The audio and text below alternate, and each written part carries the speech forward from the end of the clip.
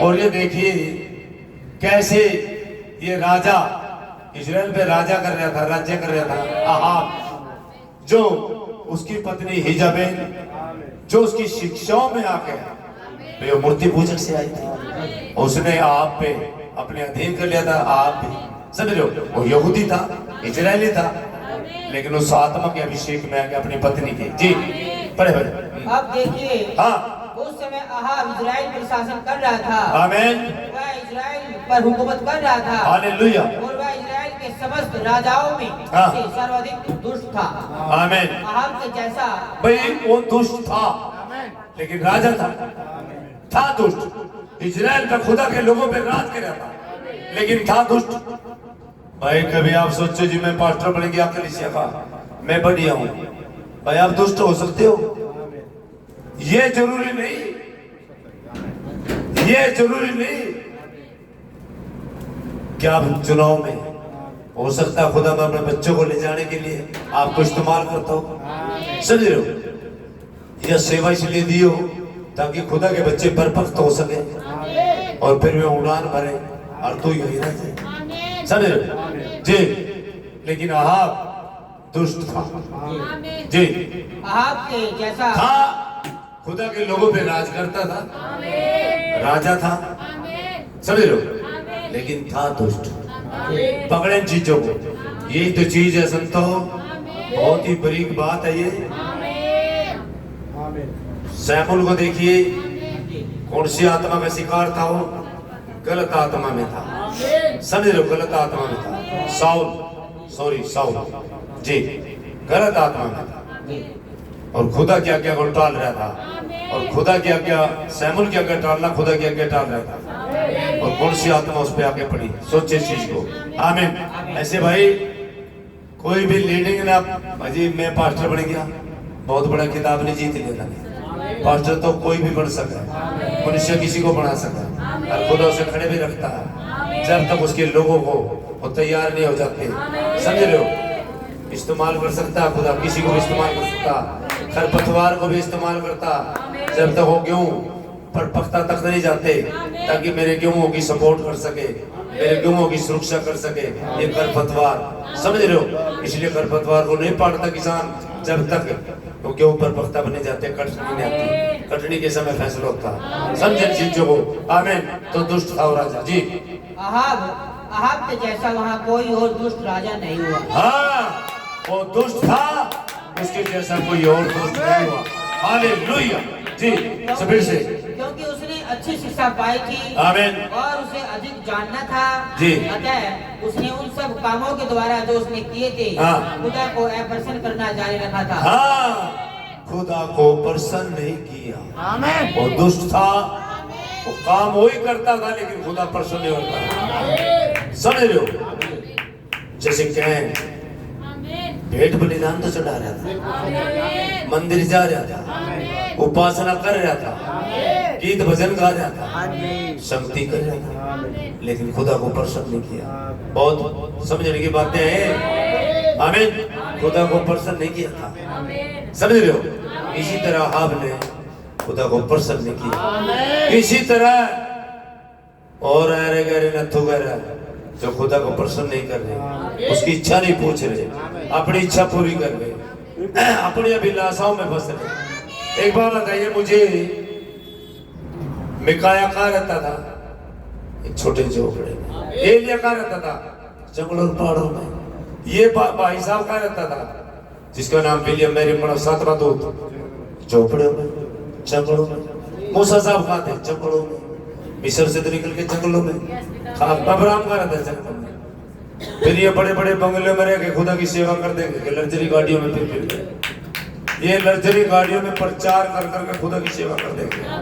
अरे गलत आत्मा आ जाती है, गलत आत्मा, पता नहीं लगता। जो संदेश में चलते चलते भी आत्मा गलत घुस जाती है, तो क्या वो आत्मा गलत नहीं आएगी? समझ रहे? तो ये ध्यान रखें जी।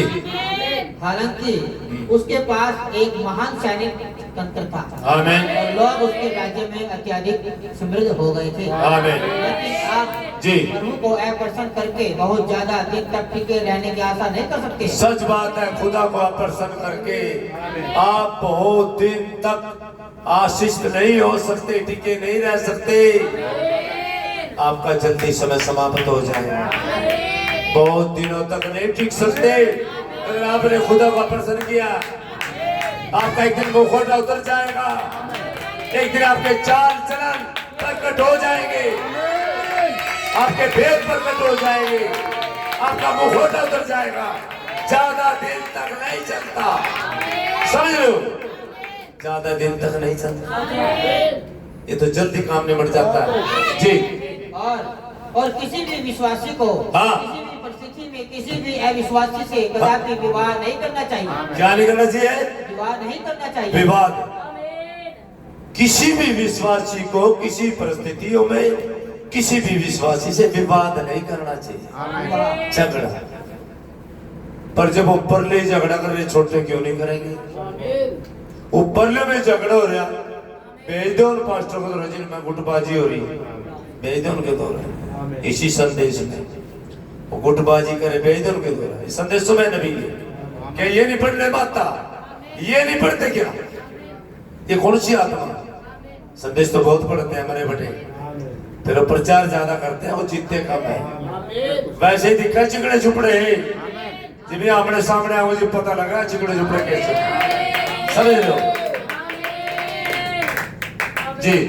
और भाई किसी भी जी, किसी भी विश्वासी को किसी भी परिस्थिति में हाँ। किसी भी अविश्वासी से कदापि विवाह नहीं करना चाहिए जी। विवाह भी नहीं करना चाहिए, ये ब्याह के ऊपर भी आ गया भाई। किसी भी विश्वासी को अविश्वासी के साथ विवाह नहीं करना चाहिए। और विश्वासी कौन होता है? खुदा का जन, खुदा का जन, चर्च में आना, वचन पे चलने वाला। हाँ, शाबाश, गॉड ब्लेस यू। जो खुदा के आज्ञाओं को मानता है, उसके वचन को पूरा करता है, वो विश्वासी होता है। ये नबी के संदेश है भाई जी। आमीन। विश्वासियों को तो हमेशा ही विश्वासियों में ही विवाह करना चाहिए। आमीन। विश्वासियों को तो और विश्वासियों के साथ ही विवाह करना चाहिए। आमीन आमीन जी। लेकिन अहाब ने इस दुष्कर्म को किया था। अहाब ने इस दुष्कर्म को किया था। दुष्कर्म को किया था अहाब ने, क्योंकि उसने ऐसी स्त्री से शादी की जो मूर्ति पूजक थी, जिसका पिता मूर्ति पूजक था, ऐसी स्त्री से शादी की थी। अब अंजाम देखना क्या होगा जी। हालेलुया। और इसमें संदेह नहीं है जी। इजाबेल एक सुंदर स्त्री थी। इजाबेल एक सुंदर स्त्री थी। Yes right. आमीन। और अहाब ने यह देखने के बजाय हाँ। कि वह क्या है, हाँ। या उसके बाहरी रूप में कि वह कैसी दिखाई देती है, जी, बाहरी रूप में कैसी दिखाई देती है, मोहित हो गया। मोहित हो गया। बाहर से देख के मोहित हो गया, सुंदरता को देख के मोहित हो गया, अंदर नहीं देखा। बाहर से अहाब ने देखा सुंदर है, मोहित है, सुंदर है, अच्छा है, मन भावना है। बाहर से देखा मोहित हो गया। हालेलुया जी। ऐसे ही बहुतेरे लोग हाँ। इस दिन तक ठीक ऐसी ही गलती करते हैं। हाँ, ऐसे ही बतेरे लोग और आज भी ऐसी गलतियां करते हैं, दोहराते हैं, जैसे अहाब ने की थी। वो खुदा के लोग थे, इजरायली था, समझ रहे हो, खुदा को मानने वाले। लेकिन उसने एक सुंदर स्त्री देखी जो ऊपर से लिपि पोती, देखने में सुंदर, ऊपर से देख के उसके साथ शादी कर, लेकिन हृदय तो किसी और को दे रखा था, बीज नहीं था उसमें खुदा का जी। हालेलुया। और वह उस देश में लोगों के मध्य में मूर्ति पूजा को लेकर आई। हाँ, वो इजराइल में मूर्ति पूजा लेके आई, उस देश में उन लोगों के बीच में मूर्ति पूजा लेके आई, गलत शिक्षा को लेके आई, अपने बाल देवता को लेके आई, समझ रहे हो, अपनी शिक्षा को लेके आई, अपने अनुचरण को लेके आए। आमीन जी। और लोग याजक उनके सेवकगण इस मूर्ति पूजा के शिकार हो गए थे। हाँ, और अच्छे अच्छे विश्वासी, अच्छे अच्छे सेवकगण उसकी मूर्ति पूजा के शिकार हो गए। समझ रहे हो भाई? प्रभाव तो काम करता है, शिक्षा तो काम करती है। देखिए 325 एडी में और निश्चय परिषद में कैसे वो शिक्षा और पवित्र आत्मा पाए लोग, और कैसे वहां निकली आत्मा, और कैसे सस्ता बन गई थी। आप सब जानते, पहले युग में, दूसरे युग, तीसरे युग में जाके सस्ता बन गई 325 में। तो वह गलत शिक्षा का प्रभाव है, और आज भी गलत शिक्षा का प्रभाव कलीसिया को तो वह मूर्ति पूजा की ओर ले जाता है। हमें अपनी ही शिक्षाओं का अनुसरण करते हैं, अपनी अकलों को लगाते हैं आज भी जी। क्योंकि वहाँ पर मूर्ति पूजा बहुत ज्यादा प्रचलित थी जी। वहाँ पे जहाँ इजाबेल थी, मूर्ति पूजा बहुत प्रचलित थी जी। और यह ठीक हमारे देश की आज की तस्वीर है। ये हमारे देश की आज की तस्वीर। हमारे यहाँ भी तो मूर्ति पूजा बहुत हो रही है जी। हम प्रचलित मांगों के शिकार हो गए हैं। हाँ, इसमें कोई संदेह नहीं है। संदेह नहीं है।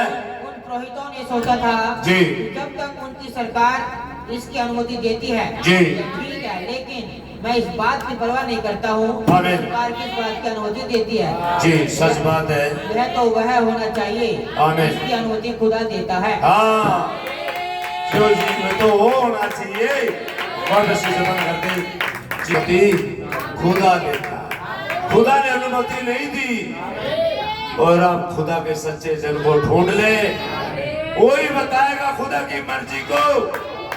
जो सच्चा जन होगा उसके पास खुदा का उस समय के मौसम का वचन होगा, वही बताएगा आपको।